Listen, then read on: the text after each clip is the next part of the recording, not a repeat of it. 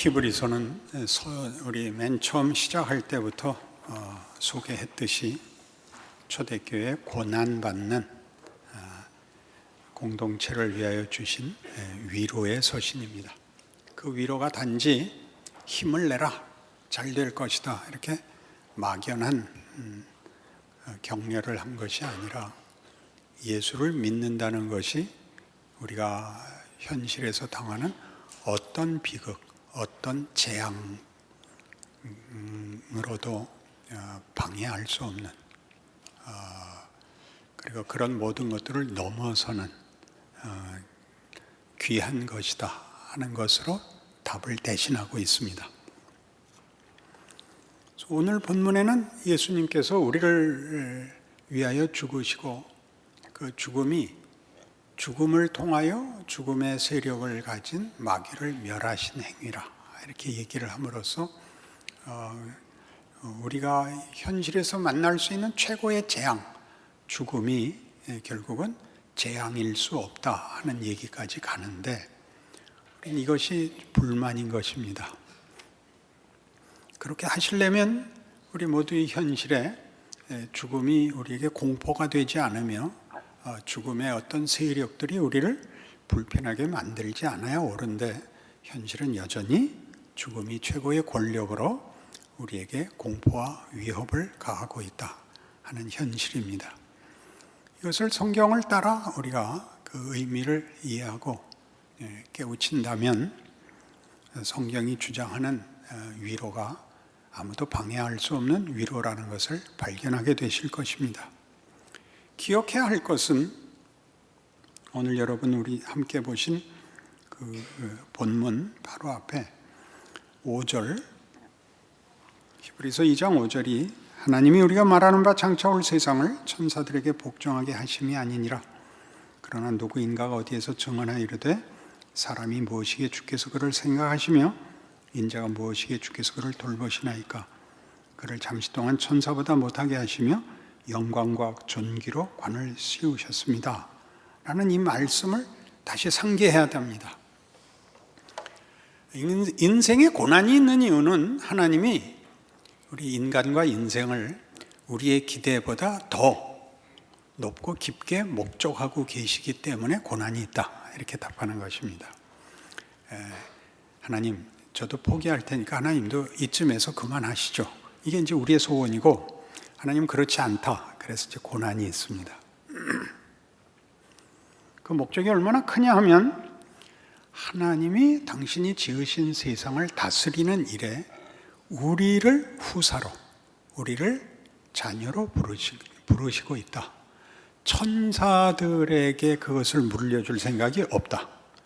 우리에게 물려주려고 한다. 여기가 놀라운 장면입니다. 우리의 소원은 다 뭐냐 하면 천사입니다. 천사가 좋은 이유는 도덕적 실수가 없으며 그리고 이 진흙구렁에 손 담그지 않아도 돼서 우린 천사가 좋습니다. 하나님은 말씀하시기를 천사는 내 시종이다. 너희는 내 상속자다. 그래서 너희는 여기까지 가야 된다. 이렇게 시작이 됩니다. 어디까지? 예수가 오셔서 십자가를 지고 주고 만드는 영광과 존귀의 자리로 가야 된다. 우리는 정신이 없죠. 영광과 존귀는 우리도 찬송하지만 그 길이 고난을 받고 십자가를 져야 하는 것은 우리는 원치 않습니다.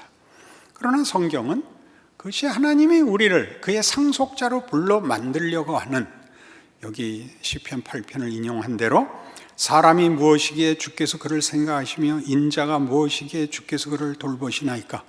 그를 잠시 동안 천사보다 못하게 하시며 영광과 존귀로 관을 씌우십니다. 영광과 존귀로 관을 씌우시는 목적을 이루기 위하여 잠시 동안 천사보다 못하게 하실 겁니다. 그게 말이 되는가? 말이 되죠. 예수님께서 그 일을 친히 걸으셨고 완성하셨으니까요. 인간의 몸을 입고 오시고 인간의 손에 의하여 죽고 수치와 고통 속에 죽음이라는 최고의 재앙, 최고의 불행, 비극을 살으셨습니다. 그러나 그것이 부활을 만들어 부활 영광은 이런 과정을 빼놓고는 만들어지지 않는다라고 성경이 주장하는 역사적 증거, 하나님께서 친히 이루신 진실, 운명으로 소개되고 있죠. 우리는 다 여기 예수님이 순환과 모욕과 고통을 지나 죽음을 통과하여 죽음을 영광과 존귀의 과정으로 쓰셨다는 데를 통과하지 못하고 있는 것입니다. 죽음이란 여러분 잘 아듯이 우선 헛된 것입니다. 소멸되는 것입니다. 세상은 자랑도 명예도 승리가 있을 수 없는 이유가 그것이 다 소멸되기 때문입니다.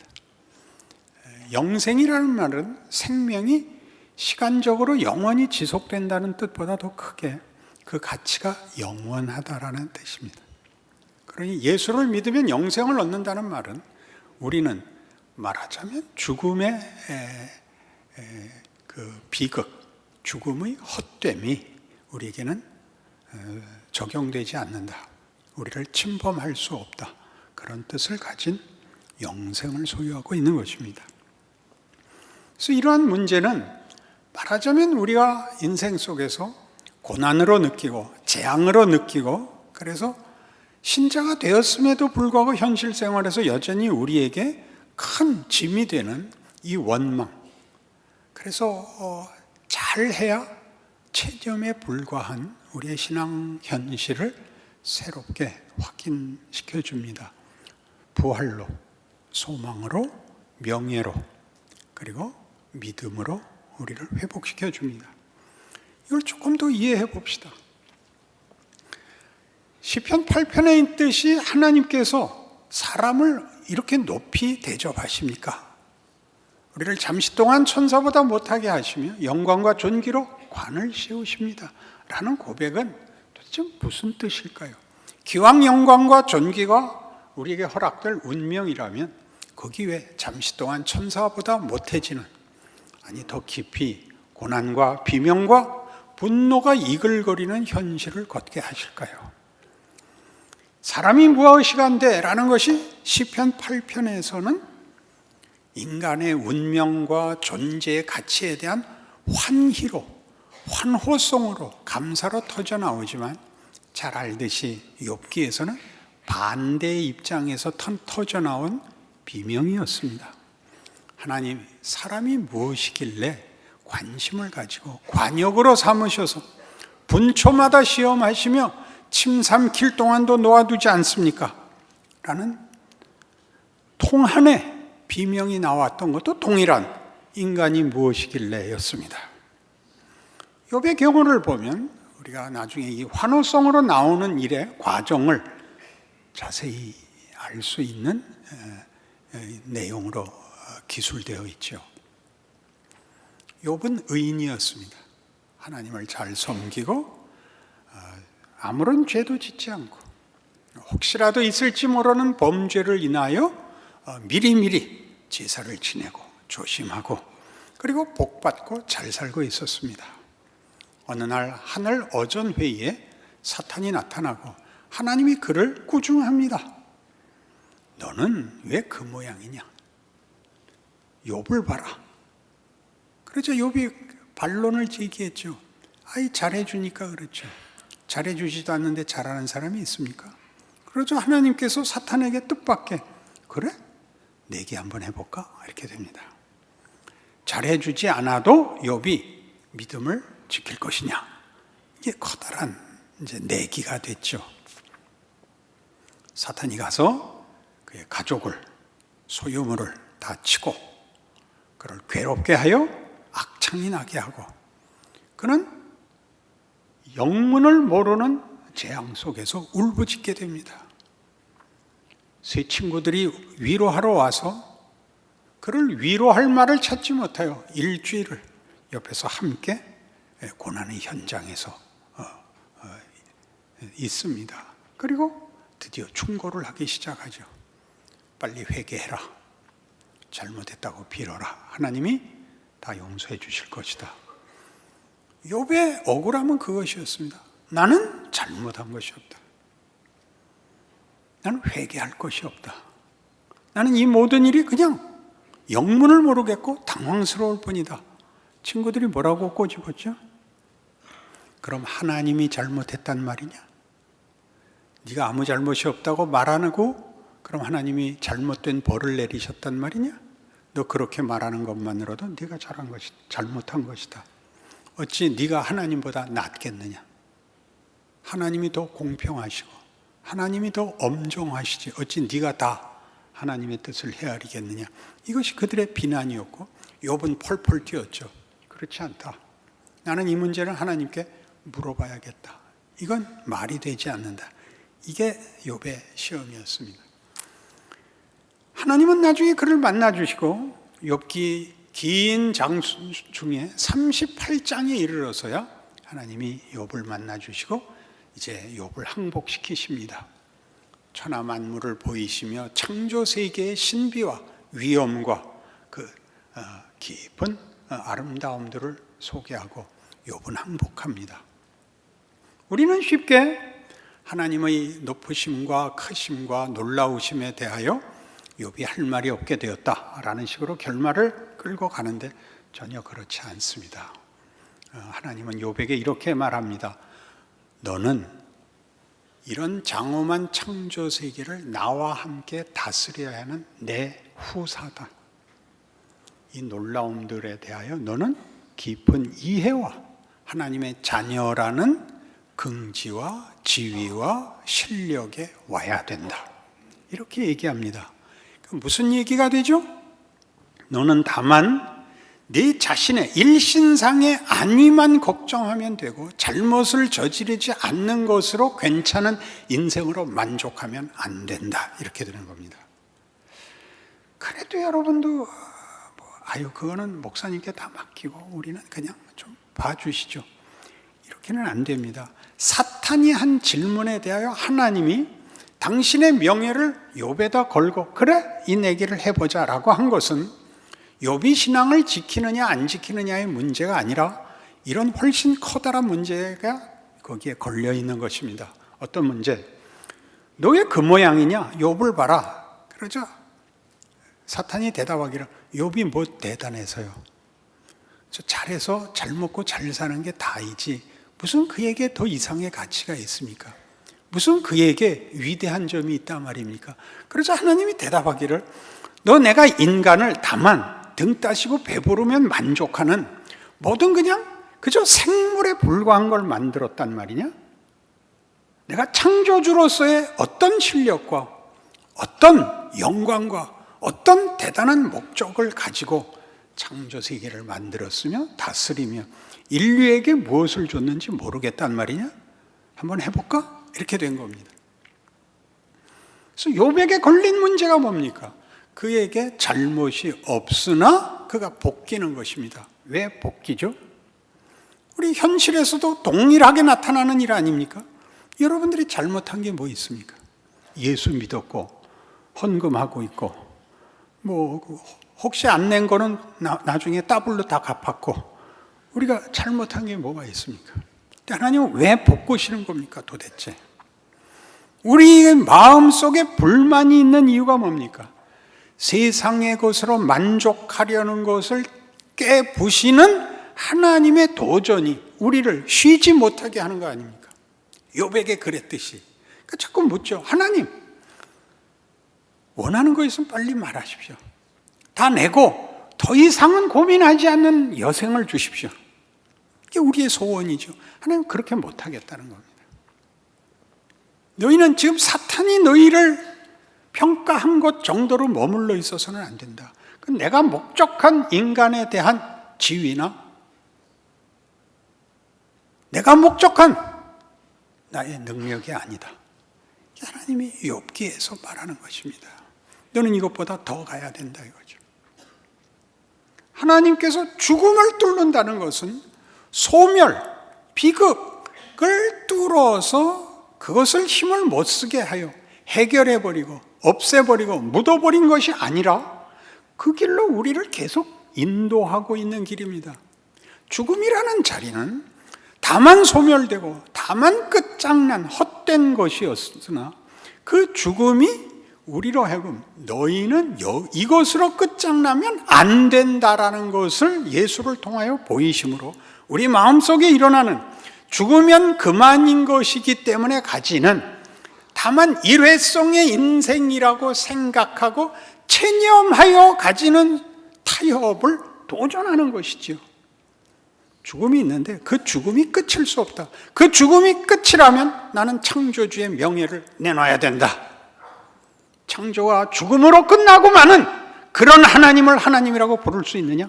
이렇게 도전하는 것이 욥이고 예수인 것입니다. 죽음이 모든 것을 삼키고 끝장내는 것 같지만 실제로는 우리로 하여금 우리의 소원과 기대를 넘어서게 하는 자리라는 것을 깨우치는 것이죠. 이렇게 살면 뭐해? 고생하면 뭐해? 자식 키우면 뭐해? 오래 살면 뭐해? 성가대 잘하면 뭐해? 아멘도 안 하는데. 그런 모든 죽음이 어른거리는 자리에서 타협으로 주저앉는 우리를 끌어일으키는 거죠. 그 죽음이 끝이라면 하나님의 창조주로서 체면이 서냐? 그리고 예수를 보낸 건 뭐냐? 예수가 십자가를 지고 죽었다는 게 무슨 말이냐? 너희가 체념으로 끝나는 너희의 기대로 만족하고 마는 것이 우리의 최고의 소원이고 기쁨인 인생으로 주저앉을 수 없다라고 강력하게 인류와 역사를 흔들어댄 사건이 십자가죠. 그거 봐요. 언제나 하나. 그러니 한 번 더 생각하시죠. 이 문제를 우리에게 요구하고 있는 겁니다. 우리를 만들 때부터 무엇으로도 우리를 중단시키거나 실패하거나 타협하거나 체념하고 많은 것으로 끝낼 수 없는 인간을 하나님이 목적하셨기 때문에 그 아들까지 보내시는 겁니다. 우리의 체념과 우리의 한계를 무너뜨리는 자리로 죽음을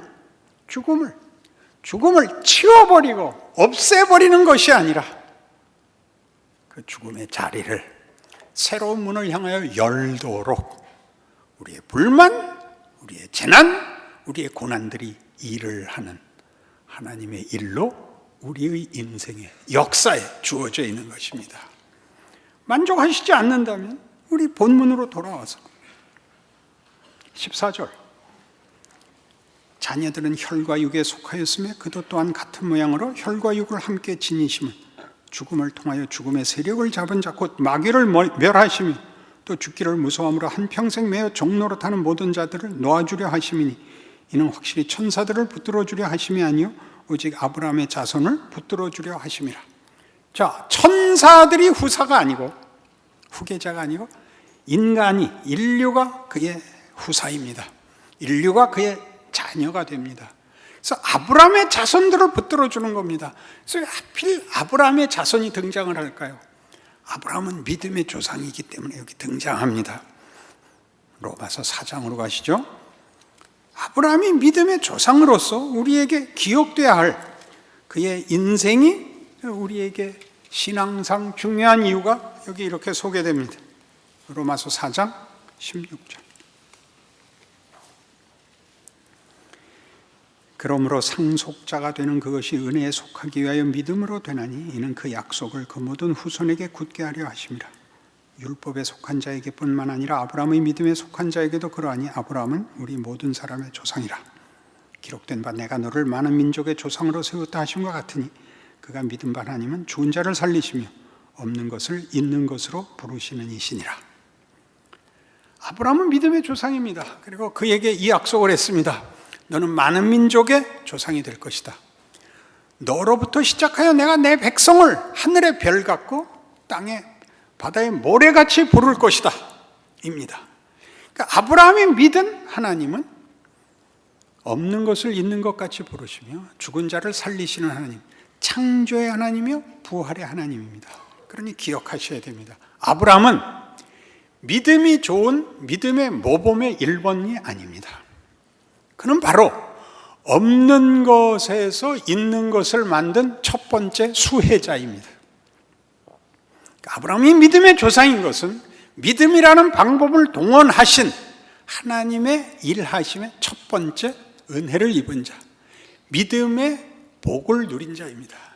그는 우리도 아브라함 같은 믿음을 갖자라고 할 때는 아브라함을 믿음의 영웅으로 만들지 마시고 그가 만들지 않은 것을 받은 자로서 기억해야 되고 그로부터 시작하여 그의 후손으로 우리를 부르심으로 우리가 다 하나님의 은혜와 믿음과 권능의 수혜자라고 소개하는 것입니다. 재미있는 것은 그가 창조의 은혜를 받았을 뿐만 아니라 부활의 은혜를 받은 자라는 것입니다. 부활의 은혜가 나타나는 좋은 증거는 이삭에게서 나타납니다. 아브라함은 많은 민족의 조상이 되며 그로부터 하나님이 그의 백성들을 셀 수 없이 많이 부를 존재이지만 뜻밖의 그는 자식이 없었습니다. 하나님이 그에게 내가 너에게 무슨 복을 줄까? 라고 얘기하자 하나님 이 많은 민족의 조상으로 세우셨으니 이제 와서 무슨 복을 바라겠습니까? 집에서 길리우는 저 양자된 엘리에셀이나 잘 기르게 해 주십시오. 그래서 하나님이 답하시기를 내 몸에서 날짜로 내 후손을 세울 것이다. 근데 사라는 애를 못 낳습니다. 그래서 부부가 합심해서 하가를 들여서 애를 낳지요. 이스마엘을 낳습니다. 하나님이 오셔서 이스마엘도 아니다. 사라가 낳아야 된다. 그때는 이미 나이가 지났다고요. 90세가 다 넘었는데요. 아브라함이 99세 때인데 그래서 사라의 몸에서 애를 줄 것이라는 것이 더 구체적으로 내년에 1년 후에 네가 아들을 안을 것이다. 사라가 어떻게 했죠? 문 뒤에서 웃었죠. 하나님이 말씀하시기를 사라야 너 왜 웃냐? 사라가 이제 우겼습니다. 안 웃었습니다. 너 웃었다? 내가 봤다. 네 아들 낳으면 꼭 이름을 웃음이라고 줘라. 그러니까 무슨 웃음이겠어요? 비웃음이었죠. 말이 안 된다고 생각한 웃음이었죠. 1년 있다가 애를 낳습니다. 창조죠. 낳을 수 없는 아들을 낳았다고요. 이삭은 중요한 증언을 갖고 있는 겁니다. 비웃음입니다. 그걸 웃음이 되게 하셨습니다. 그러니 뭐 이제 아브라함의 신앙은 확 깊어집니다. 무슨 요구가 오죠? 네 아들 잡아라가 오죠. 모리아산으로 아들 잡으러 갑니다.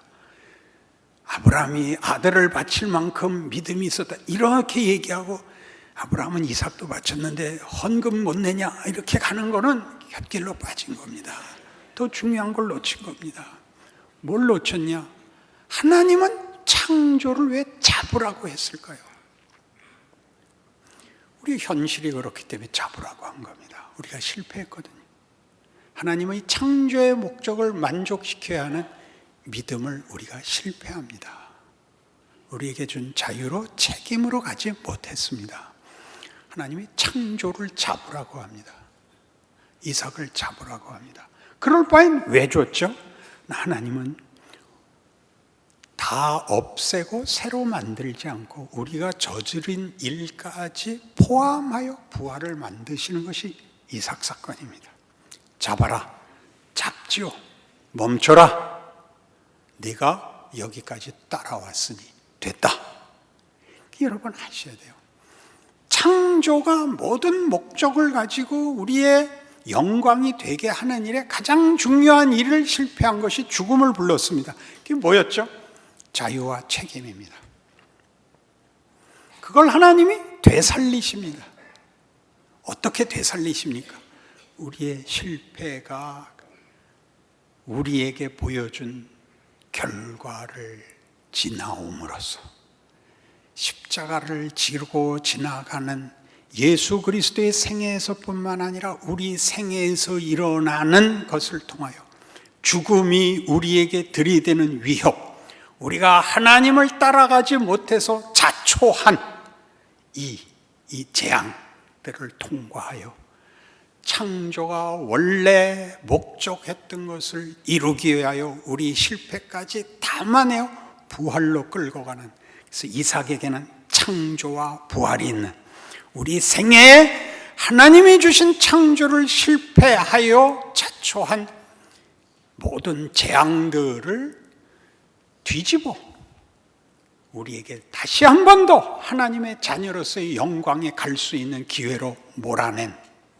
하나님이 개입하신 십자가 부활로 인하여 우리의 생애는 영광과 자랑의 자리에 이르는 과정을 가지게 된 것입니다. 그러니 여러분 잘 아시는, 여러분이 제자도라는 이름으로 외우는 이 성경 말씀을 다시 이해해 보십시오. 마태복음 16장 24절 외우셔야 됩니다. 아시는 구절입니다. 아무든지 나를 따라오려거든 자기를 부인하고 자기 십자가를 지고 나를 쫓을 것이니라. 자기 부인이 뭐죠? 욥의 불만이었죠. 하나님, 나 같은 것이 무슨 가치가 있길래 나를 귀히 여기셔서 이렇게 못 살게 구십니까? 내까지 이렇게 잘못한들 하나님께 무슨 누가 됩니까? 내버려 두십시오. 그렇게 못한다. 넌 나에게 중요하다. 네가 실패하는 것은 창조주에게 모욕이 된다. 이것이 여러분에게 공포로 이해됩니까? 감사로 이해됩니까? 내가 타협하고 앉아있는 꼴 나는 못 본다. 이것이 너에게 괴로움이냐? 이게 너희에게 재앙으로 보이느냐? 너희 하늘 아버지가 너를 포기하지 않는다는 그 말을 모르겠느냐? 이것이 여러분의 고난입니다. 여러분의 원망들입니다. 돌아서실 수 있습니까? 문제를 해결해 줘야 돌아오겠습니까? 그것이 여러분에게 뭘 만드는지 모르겠습니까? 우리의 소원은 기껏 안심이 전부이거나, 그리고 이렇게 한번 살고 죽는 게 그만이다 라는 얼마나 짧은 하나님의 창조와 우리를 향한 사랑을 얼마나 축소시켜서 비난하고 원망하고 분노하십니까? 여기를 건너오는 것, 이것이 하나님이 우리의 현실 속에서 일하시고 있는 하나님의 임재입니다. 로안 윌리엄스는 이런 문제들에 대하여 우리가 늘 얘기하는, 전능하신 하나님이 왜 나를 울게 놔두시는가? 왜 분노하게 하시는가? 에 대해 그 전능을 이렇게 풀었습니다.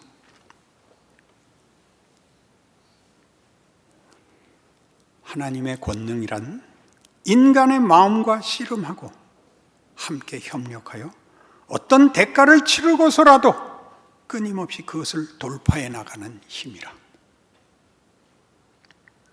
인간을 하나님의 영광과 기쁨으로 만드시는 하나님의 힘이라.